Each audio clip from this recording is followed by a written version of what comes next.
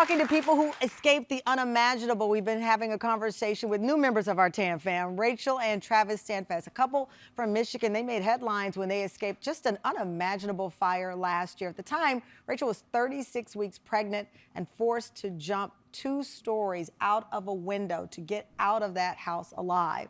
Commercial break was all dramatic because you had been unconscious and you woke up saying, "Where's my wife? Where's my baby?" You were brought in, fractured skull, bleeding internally, and you had an emergency C-section, none of which you remember. No.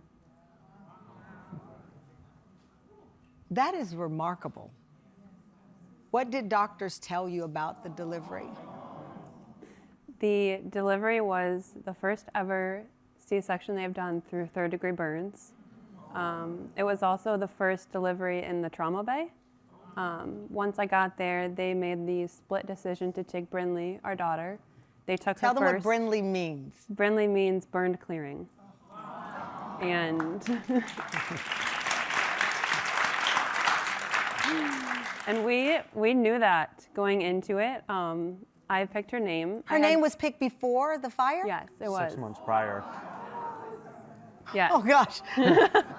So Brinley means burn clearing. Yes, and I knew the meaning of the name, and I really wanted a biblical name. Yeah. And I was like, oh, it's not really a biblical name, but I was like, I like the name so much, we're just gonna keep it.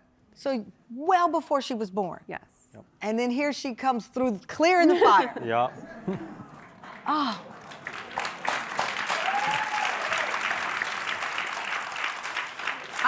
I had never seen this particular picture before. Tell me what's going on here. So that had to have been one of the first times that I had held Brinley. My face is covered in like kind of a gauze because my face was severely burned. They had to do what's called spray skin.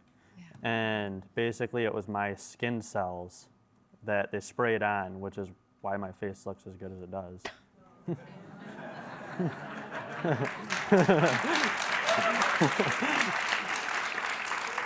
And, oh gosh, you all, how long before you were able to go home as a family? I was in the hospital for 28 days.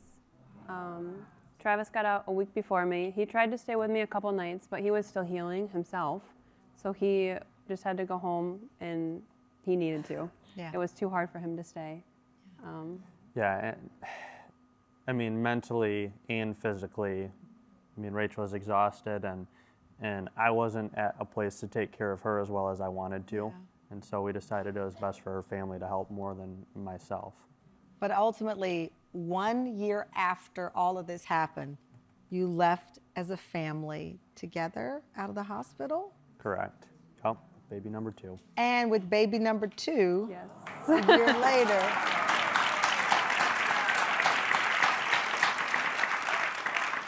Sadie Lynn. Yes. Sadie Lynn comes. So I'm now trying to do the math here. Okay. Brinley was born. Don't do the math. Okay.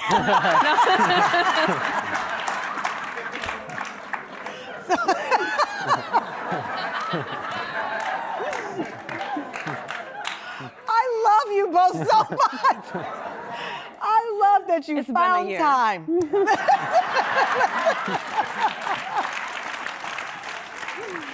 So how do you describe life now when you look back at, what is your, you know, I think everyone has a testimony, and I don't mean that in a religious way. We all have something to share.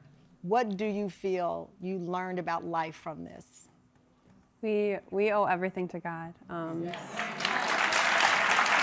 We wouldn't be here without him.